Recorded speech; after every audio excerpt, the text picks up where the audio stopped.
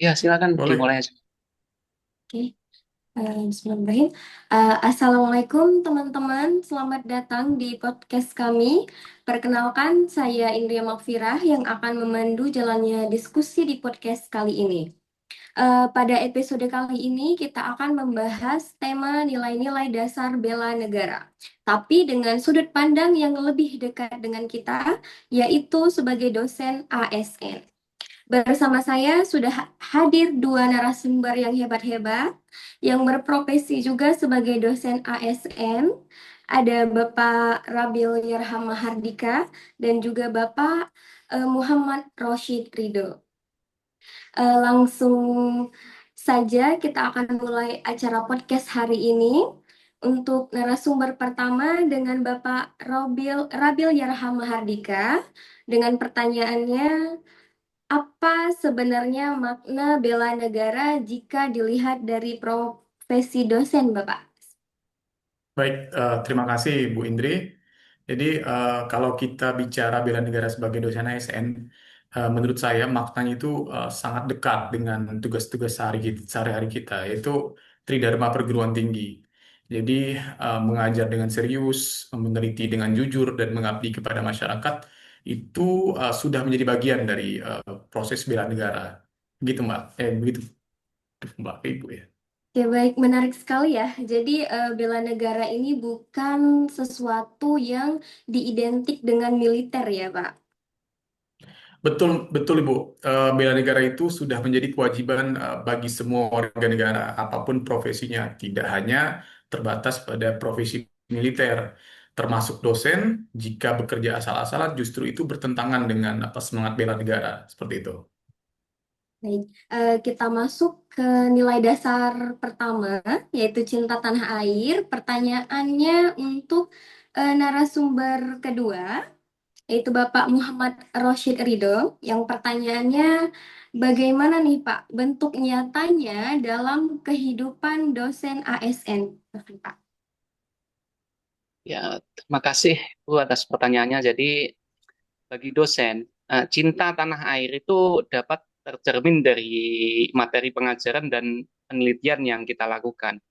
Kita bisa mengangkat isu-isu nasional dan lokal, bukan hanya sekedar meniru tren penelitian yang sedang dijalankan oleh banyak peneliti yang di luar negeri ya. Contohnya saya sebagai dosen yang berfokus pada bidang keilmuan kualitas kayu, saya banyak melakukan penelitian terhadap jenis-jenis kayu yang ada di Indonesia, terutama di Kalimantan Timur tempat saya tinggal saat ini. Misalnya aja kayu ulin, meranti, kapur, sungkai, dan sebagainya ya. Ya, tujuannya adalah supaya nilai tambah produk kayu lokal itu dapat mengalami peningkatan, baik dari segi kualitas, yang kemudian diharapkan dapat berdampak langsung ke harga jualnya, sehingga minat masyarakat untuk dapat menanam atau membudidayakan pohon penghasil kayu juga akan meningkat. Itu ya. Baik Pak, Saya juga sependapat dengan yang disampaikan oleh Pak Roshid. Jadi kalau dari perspektif bidang ilmu saya, yaitu bidang ilmu tanah dan sumber daya lahan, terutama dengan latar belakang saya yang berasal dari Kalimantan Barat, nilai cinta tanah air juga saya wujudkan dengan fokus pada persoalan kondisi tanah-tanah lokal. Di Kalimantan Barat itu sendiri, kita banyak berhadapan dengan tanah-tanah yang masam dan salah satu contohnya adalah tanah gambut ya. Nah, karakteristik tanah seperti ini tidak bisa diselesaikan hanya dengan meniru konsep pertanian dari negara lain tanpa memperhatikan konteks lokal yang kondisinya ya cenderung ya, berbeda kontras. Oleh karena itu, dalam pengajaran dan penelitian, saya lebih menekankan pada pengelolaan lahan yang adaptif terhadap kondisi lokal. Misalnya, bagaimana meningkatkan produktivitas lahan gambut dan tanah masam secara berkelanjutan tanpa merusak fungsi ekologisnya. Ya, praktik-praktik seperti pengelolaan lahan tanpa bakar merupakan contoh dalam sesi kuliah yang saya berikan. Nah, tujuannya sejalan dengan yang tadi saya sampaikan di awal, yaitu memberikan nilai tambah bagi sumber daya lokal dan kesejahteraan masyarakat. Ketika tanah dikelola dengan baik, produktivitas pertanian akan meningkat, pendapatan petani meningkat, dan tekanan terhadap pembukaan lahan atau hutan yang baru bisa diminimalkan. Nah, menurut saya inilah bentuk bela negara bagi dosen, mengembangkan ilmu yang relevan dengan kondisi Indonesia, khususnya daerah tempat kita mengabdi, agar pembangunan berjalan selaras dengan keberlanjutan lingkungan. Begitu, Baik, Bu Menteri. baik Pak, terima kasih. Artinya sekecil apapun kontribusi kita di kampus, dampaknya bisa sangat luas ya Pak ya. Oke, berikutnya terkait dengan kesadaran berbangsa dan bernegara serta kesetiaan pada Pancasila, ini sering sekali muncul di lingkungan kampus yang beragam, Pak. Nah, bagaimana kira-kira tanggapan Bapak-Bapak narasumber terkait hal tersebut? Benar sekali, Mbak.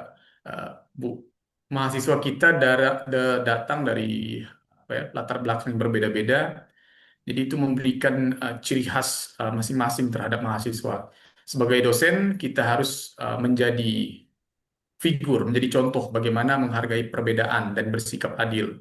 Sebagai contoh, dalam diskusi kelas, kita memberi kesempatan yang sama kepada semua mahasiswa untuk berbicara, tidak peduli dari suku mana, dari latar belakang mana, dari daerah mana mereka berasal, atau apapun agamanya. Semua diperlakukan dengan setara, memberikan empati, dan profesionalisme yang kita berikan harus sama. Begitu, Ibu. Baik, mungkin bisa dilanjutkan dengan Bapak Muhammad Rashid Ridho. Bapak, apakah masih tersambung?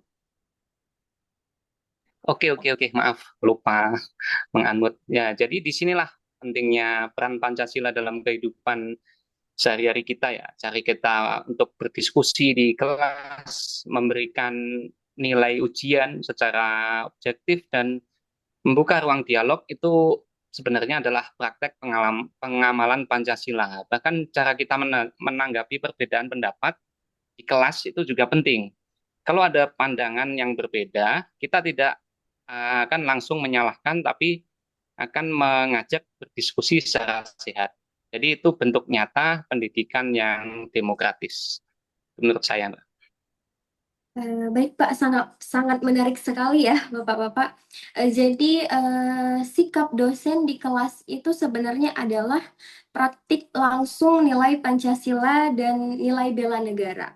Jadi Pancasila tidak menjadi salah satu mata kuliah wajib di universitas saja, tapi seharusnya menjadi pedoman yang memang dipraktikkan di kehidupan sehari-hari. Oke, kita lanjut ke selanjutnya terkait nilai rela berkorban demi bangsa dan negara. Kali ini saya ingin meminta tanggapan dari narasumber kedua, dari Bapak Roshid. Nah, ini gimana Pak? Ini sering sekali dirasakan oleh dosen ASN, bukan ya Pak? Iya, iya benar sekali, Bu. Jadi sebagai seorang dosen ASN ini tuntutan kita banyak ya. Kita dituntut harus banyak mengorbankan waktu kita untuk mengajar, membimbing skripsi, melakukan kampus. Belum lagi tugas-tugas administratif ya yang biasanya jauh lebih banyak seperti pengisian SKP, BKD, penyusunan LED akreditasi, dokumen ZI, WBK, dan lain sebagainya. Tapi semua itu sudah menjadi konsekuensi dan tanggung jawab kita sebagai seorang ASN. Baik, luar biasa sekali ya Bapak pengabdian seorang dosen. Masya Allah sekali. Dan itu semua, jika kita lakukan dengan ikhlas, itu merupakan suatu wujud nyata dari praktik nilai-nilai dasar bela negara. Baik, berikutnya kita masuk lagi nih ke nilai yang terakhir, yaitu nilai bela negara. Yaitu kemampuan awal bela negara. Kira-kira bagaimana relevansinya di era digital menurut Bapak narasumber pertama kali ya Pak, Bapak Rabil Yarham Mahardika? Baik, Ibu. Menarik sekali. Jadi, bagaimanapun dosen harus punya kemampuan dasar. Salah satunya adalah kemampuan dalam literasi digital dan kemampuan berpikir kritis. Artinya, kita sebagai dosen tidak hanya bisa menggunakan teknologi, tapi juga mampu menilai kebenaran informasi yang beredar. Sebagai dosen, kita tidak boleh ikut menyebarkan hoax atau informasi yang belum jelas kebenarannya, apalagi jika informasinya bersifat provokatif atau memecah belah. Contohnya sederhana, saat menerima informasi dari media sosial atau misalkan dari grup WhatsApp prodi atau grup WhatsApp keluarga, kita tidak perlu membiasakan diri untuk kita harus membiasakan diri untuk mengecek sumbernya, sumber aslinya, melihat apakah berasal dari lembaga resmi yang terakreditasi atau terpercaya, jurnal ilmiah atau media yang memang kredibel. Kalau datanya tidak jelas atau hanya berdasarkan opini tanpa dasar ilmiah, sebaiknya kita tidak ikut membagikan.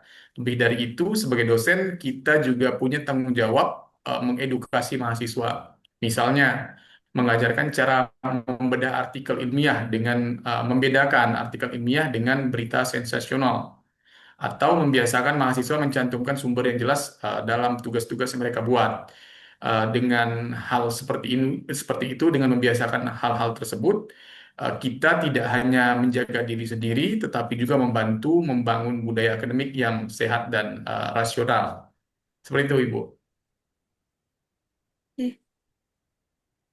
Ya, ya, saya izin menambahkan ya. Jadi selain itu kita sebagai dosen juga punya tugas ya untuk memberikan teladan pada mahasiswa, membimbing mahasiswa agar bijak dalam bermedia sosial dan tidak mudah terprovokasi dengan informasi yang banyak beredar di media sosial. Karena ancaman terhadap bangsa saat ini banyak, terutama datang dari informasi yang menyesatkan tersebut ya. Baik Pak, terima kasih. Tidak terasa sudah di penghujung acara.